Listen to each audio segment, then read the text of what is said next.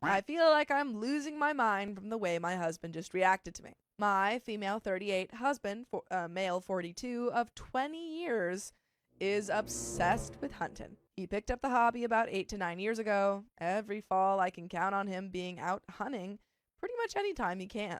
It was hard for me to adjust to this at first because I'm very anti pew pews, and because we have 3 kids with busy lives, ages 9, 11, and 14. But I've accepted that this is important to him, and I've worked hard to pick up the extra slack on weekends when he's busy doing his thing. About 4 years ago, he started going out west to hunt in the fall. He's going out west and staying anywhere from 1 week to 2 months, depending on his work flexibility, immediate now. This year, he's scheduled to go 1 week in September and another week in November.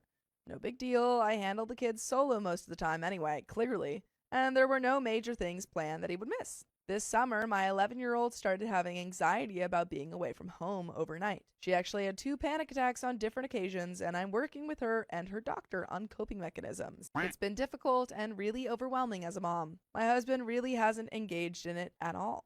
She has a 2-night class trip coming up just a few days after my husband was scheduled to get back from his trip in September. In the past, this would not have been a problem, but given her recent difficulties, I talked to my husband, and I volunteered to be a chaperone on the trip so that she wouldn't have to worry. My husband knew about it all, and we agreed it would be best. Fast forward to tonight, a week after he and I talked about it, I was confirming with him that he would get off work in time to pick our youngest up from school while I'm away, when he looks at me and says, "You know I'm staying for 2 weeks, right?"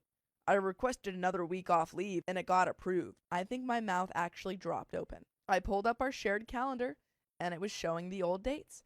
I told him he never told me, and I think I sounded a little panicked. He aggressively responded with, "Well, you never talked to me, so when would I tell you? I have to stay longer to make it worth going all the way out there." I instantly switched into problem-solving mode, staring at the calendar and trying to figure it out. He kept saying, "What? What now?" I started to talk about how I'll have to find someone for our other 2 kids to stay with, but it will have to be 2 different families because they're in 2 different schools. While I'm stressing about the logistics, he responds like it's settled. "Yeah, just ask a random family we know." Then he walks out of the room. I followed, still thinking. I must have looked worried.